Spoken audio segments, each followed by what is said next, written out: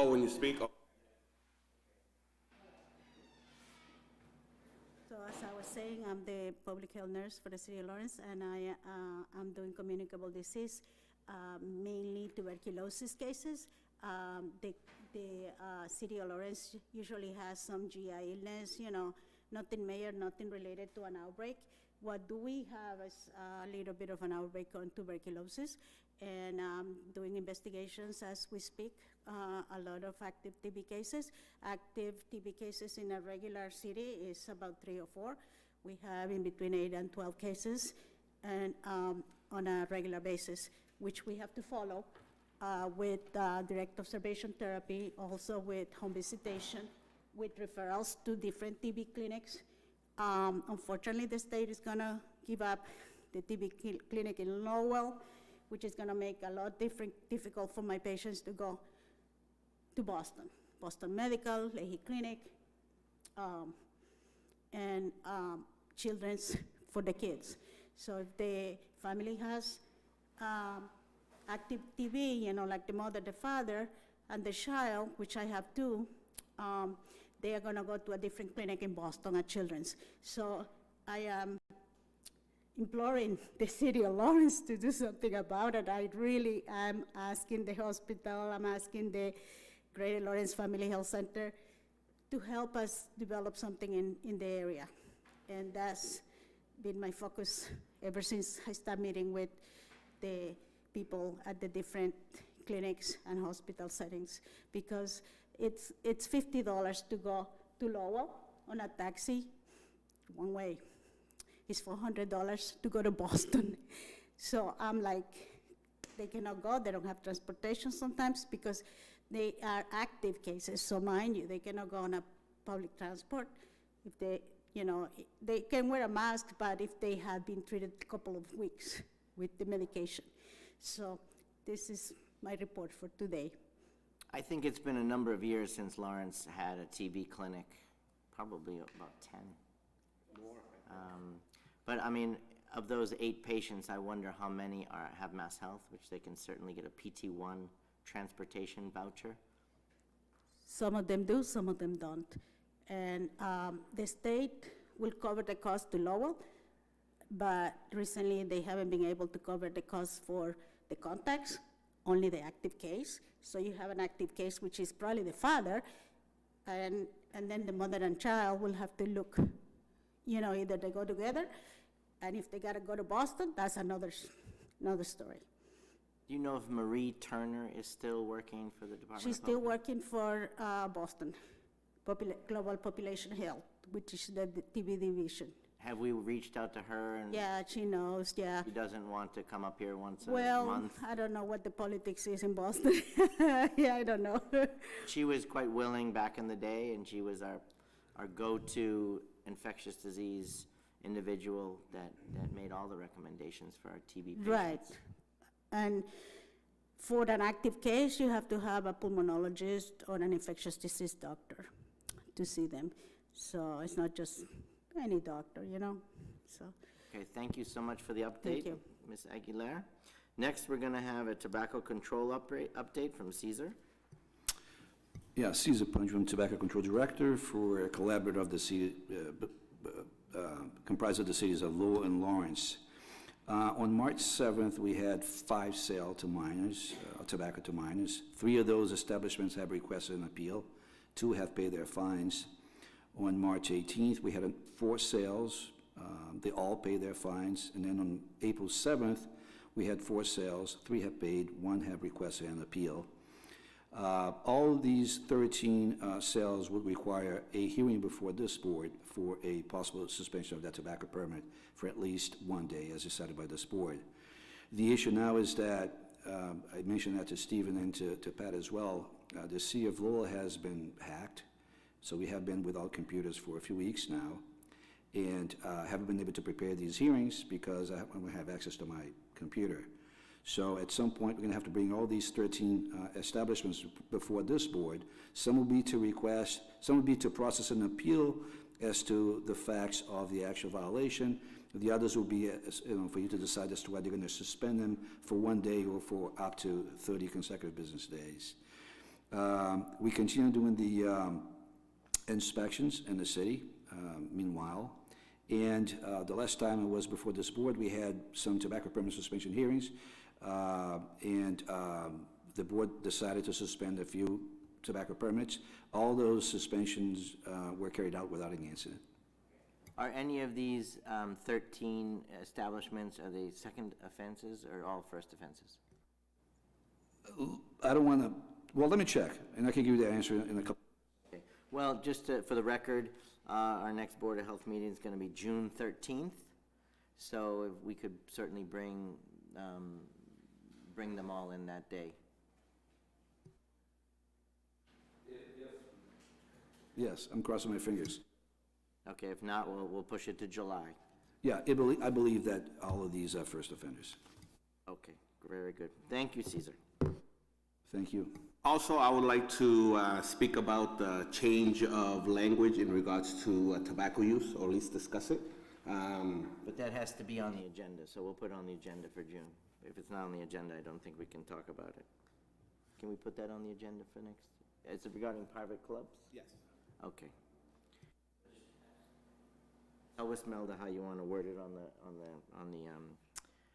the agenda for our June meeting.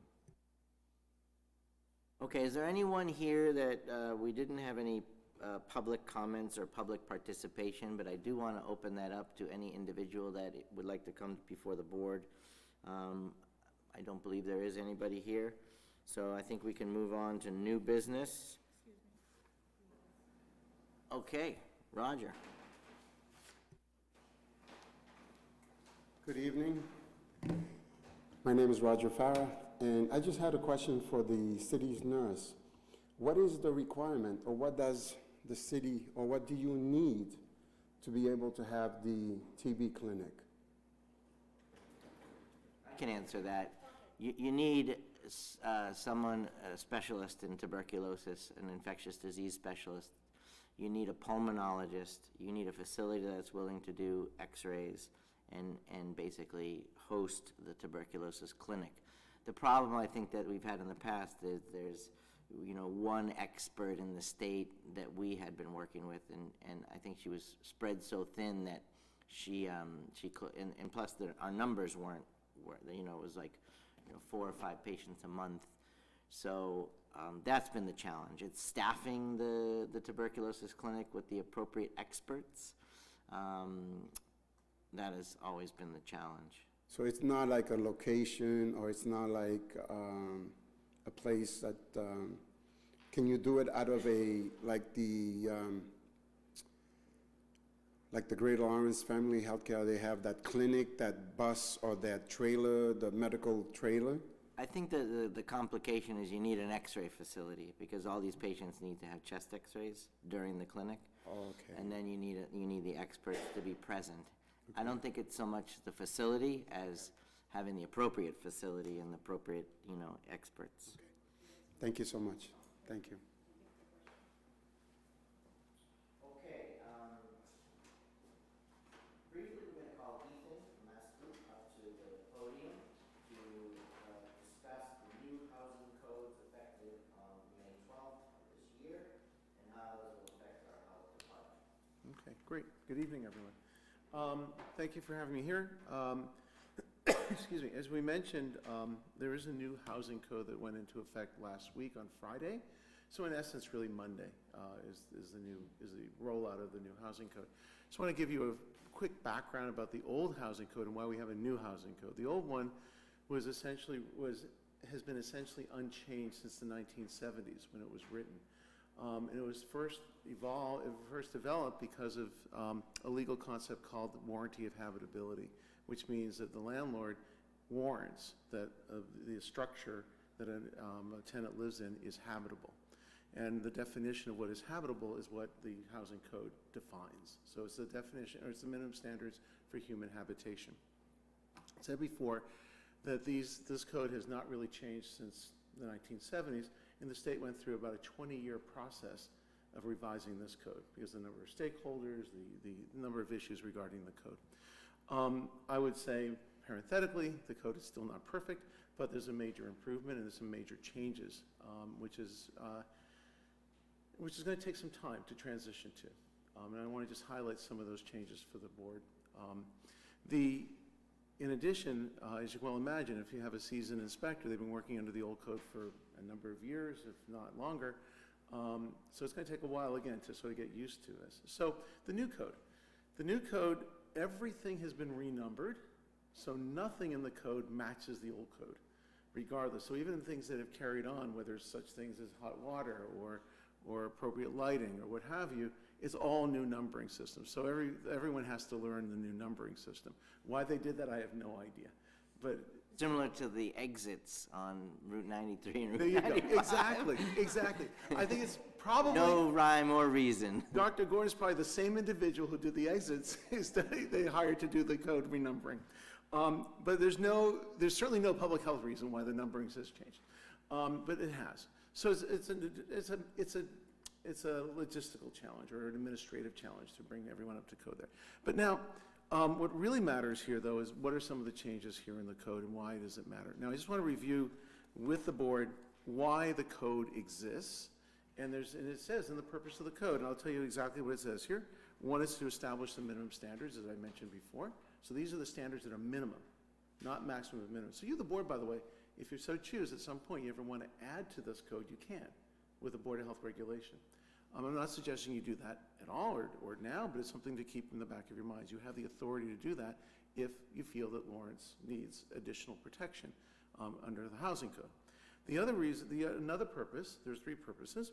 The second purpose is to provide enforcement procedures for boards of health to ensure compliance with these minimum standards. So in other words, how does the Board of Health actually interpret and enforce the code? That's what it's there for. And finally, facilitate the use of legal remedies available to occupants of substandard housing. It's a really important point. I want to emphasize that, to facilitate the use of legal remedies. So if somebody is living in a substandard housing, and let's say they're being taken to court by their landlord for an eviction, which is usually the case, and then they call the health department for an inspection. Why do they call the health department for inspection? One might be they want to have corrections made, but the other reason might be legal remedies.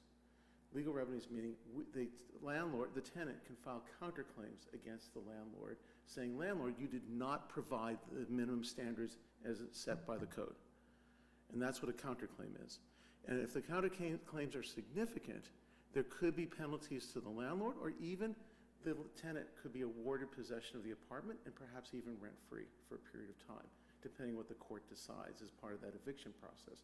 So it's a very, very powerful remedy. And by the way, before the warranty of habitability, I just want to point out, before the state accepted the warranty of habitability in the 1970s, and by the way, warranty of habitability didn't even exist in a legal perspective prior to the early 1970s.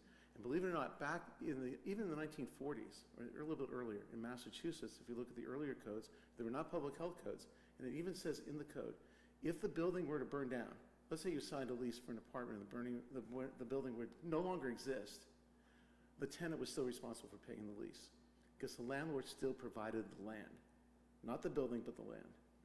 That's where the landlord's name comes from. So it's moved along, and in the courts, eventually, it moved from English common law and the tenant-landlord relationship in an agrarian society to a modern society where people live in an urban area. And that's where the warranty of habitability comes from. So I digress for a moment, but I just want to give you an idea of where this comes from and why we have these codes and what about legal remedies. And by the way, one more point too, just perhaps might be interesting. The code gives tenants standing in court. They can file counterclaims. Originally, standing only meant, did you own land to stand on? And then you had standing in court. So only a property owner could have standing in court originally under agrarian society. And women couldn't have standing, children couldn't, slaves, servants, nobody else could have standing unless you owned property. And this began to change. And so it gave power, it gave authority, it gave legal rights to a tenant. And this is where it comes from. Now, the code, by statute rather, not by code, but by statute, this code, the report that the Board of Health issues, not the ticket, but the order the Board of Health issues is called prima facie evidence in court, meaning that it stands on its face and a judge or the court has the authority to accept that as evidence regardless of whether or not the agent is there to testify on behalf of the court, behalf of the order.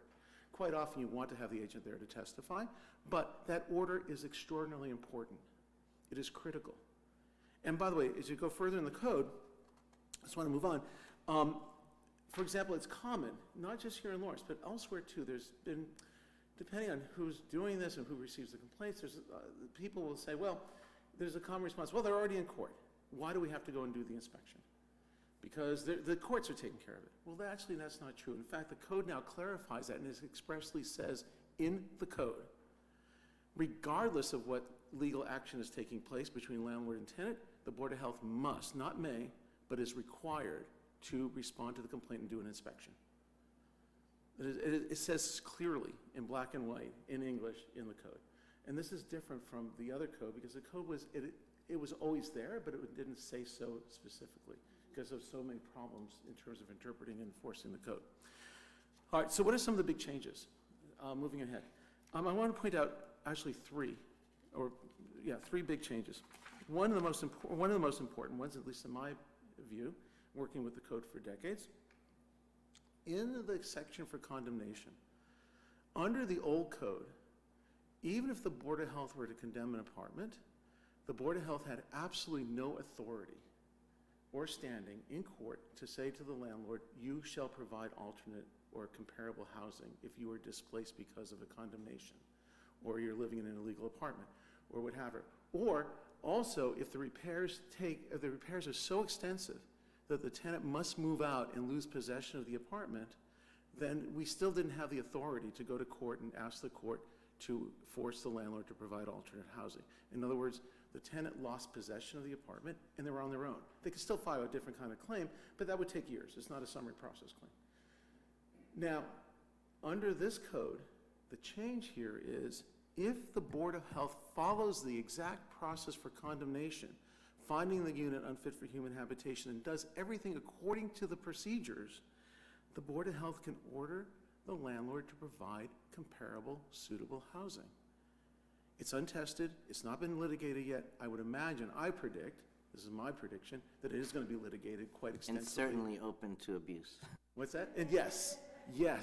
Is comparable, well, if they're living in an illegal basement apartment, is comparable to another illegal basement apartment? Is comparable meaning, even though they live in Lawrence, does that mean they get an apartment in Holyoke? Is that comparable? Is that suitable? You know, what if they don't have a lease? All sorts of questions.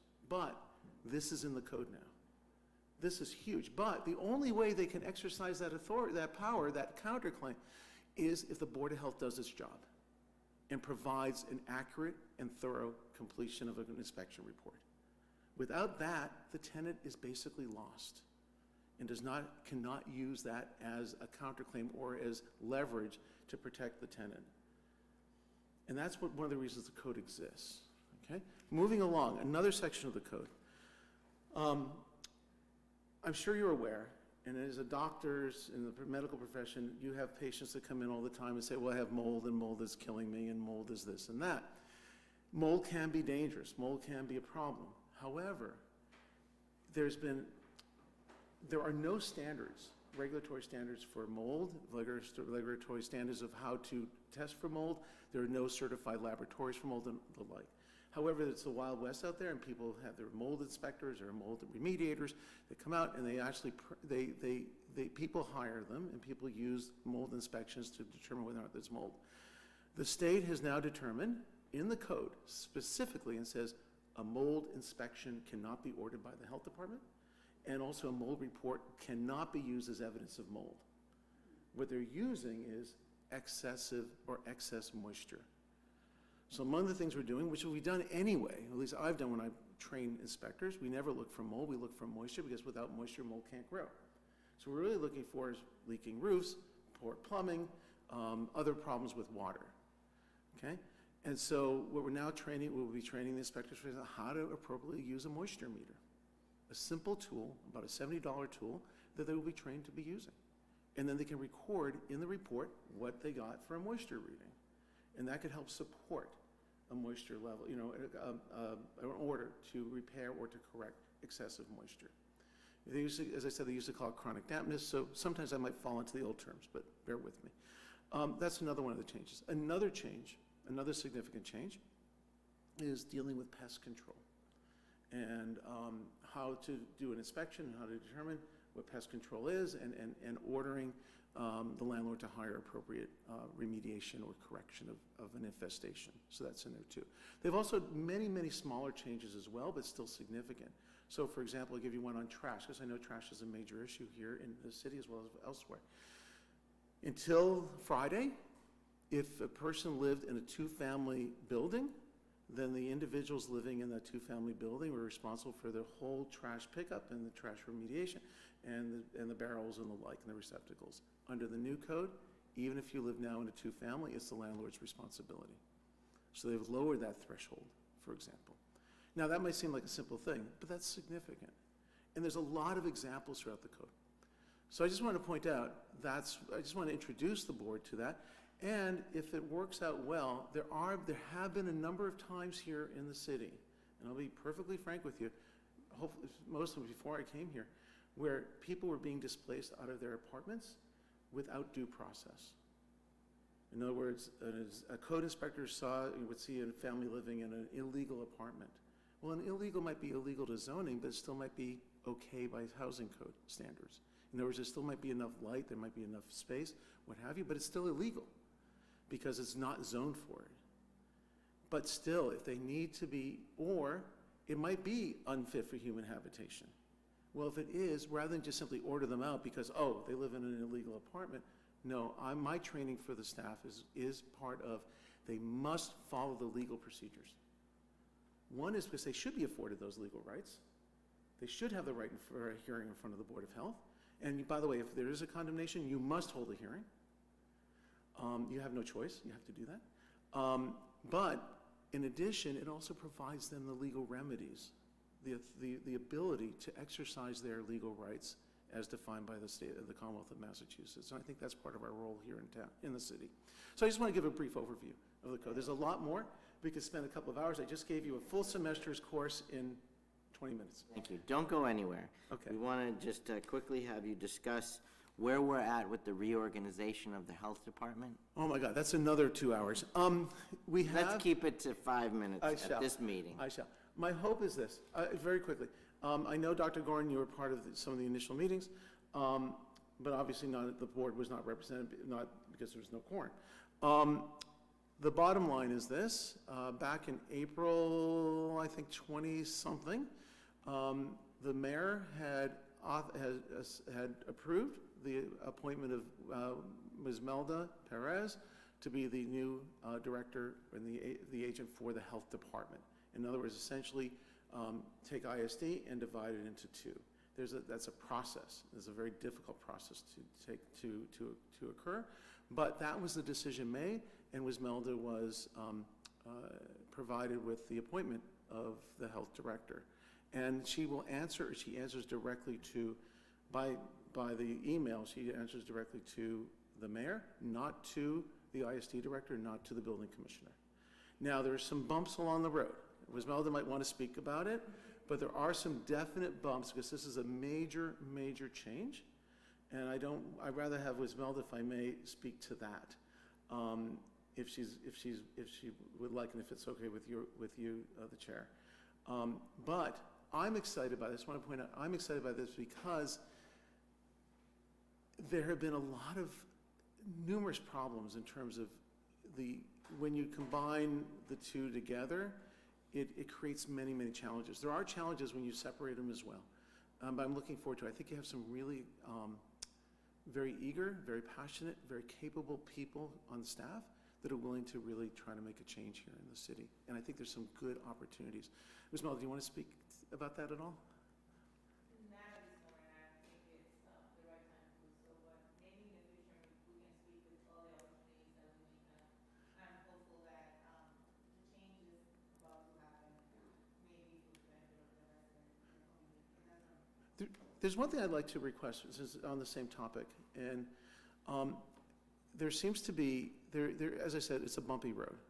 I'm being kind. It's a rocky road to make this happen. It's not easy. And some of it has to do with personalities, has to do with a number of things, which I don't think is necessary to discuss unless you want to.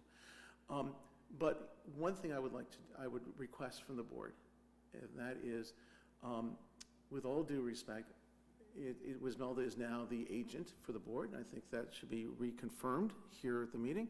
And also, the ISD director still has on the city's website that he is the health agent for the board. And I would request that the board clarify that. The mayor has taken the ISD director off that role, and I think it would be very helpful from the board to clarify that and clarify what you want, because you are the ones who appoint the agent. Well, we'd like to make that clarification in the form of a motion. Is that, do we do a motion for that? I mean, I, as the chair, feel like I can make a motion to clarify what was voiced in the email from both the mayor and his staff, that Wismelda Perez is the exclusive agent to the Board of Health and will be the de facto head of the health department, in the hopes that this will officially be separated from ISD and stand alone going forward.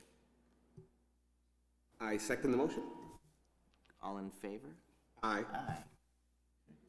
The motion carries. Thank you, Wismelda. You're our fearless leader. Thank you. I'm looking forward to continuing working with Wismelda and the staff and the board. Thank you very much.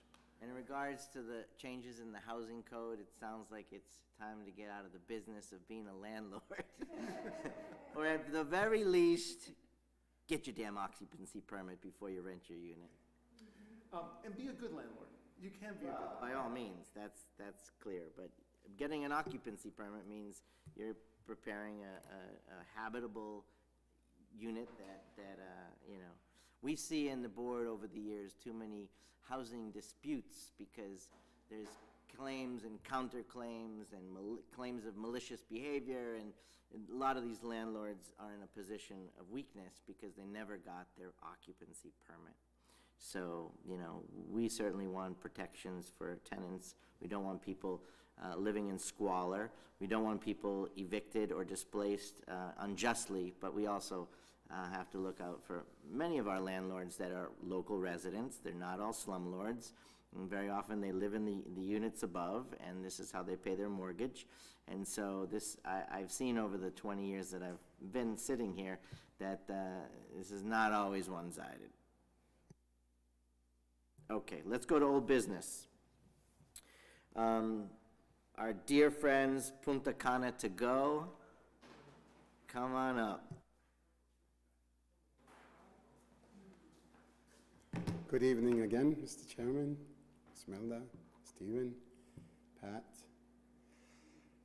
Here we are again. The last time we talked, the board was going to make a decision and they were going to get back to us. But a few minutes ago, I was speaking with Ethan, and I've asked him if it was possible for tomorrow to have another conference call with the engineer to try to see if we can. Ethan was recommending that he knows that it is impossible to meet the new Title V to be able to do for that place, but also said that he wanted to see if the engineer can recommend with what he can recommend to do with some different types of variances that might be able to come in front of this board, and to see if this board will consider some kinds of variances. So again, I kindly ask if we can postpone this to the next meeting, June 13th. And unless the board already made a decision that that you said that you were gonna make a decision on the last meeting, but I don't know if do you remember? I remember that we requested that the engineer come up with some sort of plan. And then we're certainly open to recommendations and variances that could, given the historical context here, and the due diligence that you all have taken to make this work. Certainly open to giving more time, and we would love to see recommendations as to how, while we understand completely that this will not meet Title V in 2023, I think these are exceptional circumstances, and with proper vigilance and recommendations from a sanitarian/engineer, there is a possibility that we could make this work. So I certainly will allow us to kick this down to the following Board of Health meeting on June 13th. In the interim, you can continue to operate, although frequent pump outs and the alarms need to be done with great vigilance. And that's exactly what we're doing too. We're having the pump outs and everything also with that. And we've exhausted all avenues on trying Yeah. to try to figure out something, but we're It would gonna. also be helpful if prior to the next meeting, we could have an inspector go out and take some photographs and get some reports from the pump out truck, how frequently it's occurring, how many gallons are being produced every week. That would be very helpful for us. I've been asking for a re-inspection, so that would be great if that could happen prior to the 13th. Sure, Okay? of course. Thank you, gentlemen. Thank you so much. Thank you again. Congratulations, Ms. Melda. Thank you, Roger. Next order of business, 79 Manchester Street. There's a cease and desist order. Is that individual here tonight, or do we just have an update? We just have an update. The cease and desist order was lifted from 79 Manchester Street. The Lawrence Board of Health Department it was reviewing some documents that were provided to us. At that moment, it met the minimal standards, and we decided to lift the order.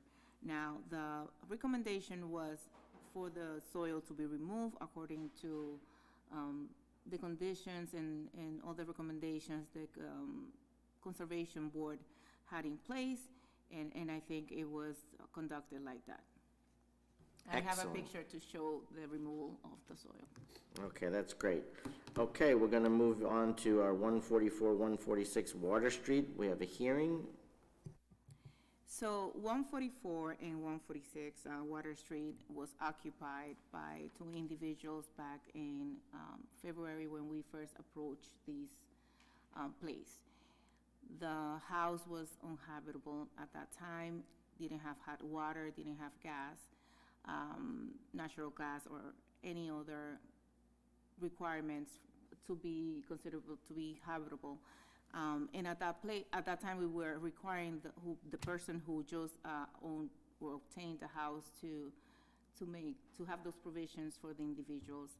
Unfortunately, both occupants decided to leave the house, and so no longer the violations are in place because it's vacant. It's a vacant property now. So this case should be taken off our matters. Did they find a suitable alternative housing, or is that unknown? They just decided to leave, and they decided not to follow up with the procedure. Okay, very good. Thank you so much. Now, is this Master Pizza, is it on the agenda for today, or are we gonna discuss it? I thought Master Pizza was bringing a new proposal. It's not on the agenda, but he wants us to consider this as a new item for next agenda. Okay, do you want to briefly come up and tell us so we know what we're going to put on the agenda for June? Well, tell us what we can do for you today, because we Okay. might be able to do it if it's legal. Okay. No, I just want to, I bought this trailer, and it's a brand new trailer, and I just want to park in front of, in my parking lot. And the only reason why I'm here is because I think trailers, food trucks, they're supposed to be moving, and I want to keep my truck in my parking lot. I mean, I see that this is on private property. It certainly could be moved if necessary. Oh, yeah. Okay, is there a possibility to make a motion to give a tentative approval? Yeah. So a tentative approval to put Master Pizza. Master trailer. Pizza trailer at Master Pizza's private location. I second the motion. All in favor? Aye. Aye.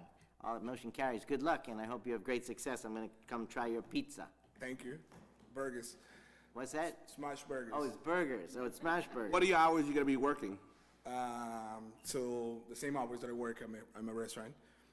I don't want to deal with drunks. You're not gonna be dealing at 4 in the morning? I already deal too much with Caesar. I don't want to deal with nightclubs. So given that this is sort of theoretically a food truck, is there permitting that needs to take place, or is it? Oh, yes. I already went to the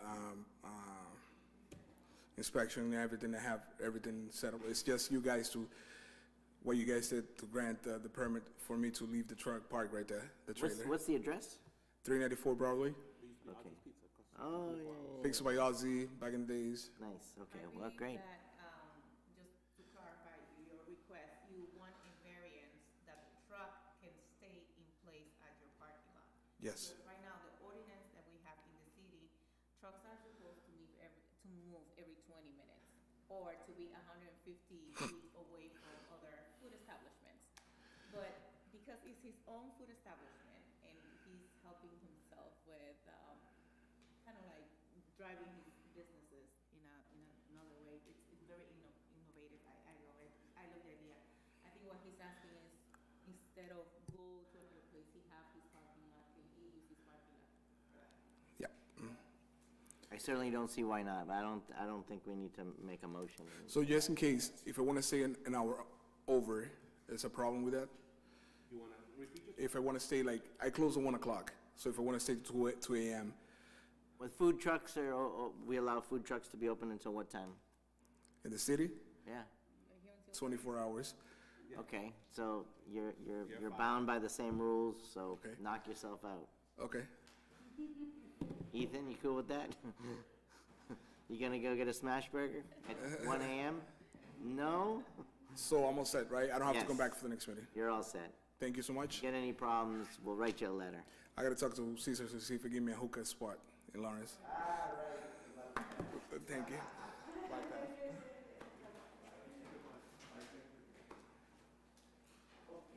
I believe that concludes our meeting for this evening. I make a motion to adjourn. Motion to adjourn, please. Okay, have a wonderful evening. Thank you.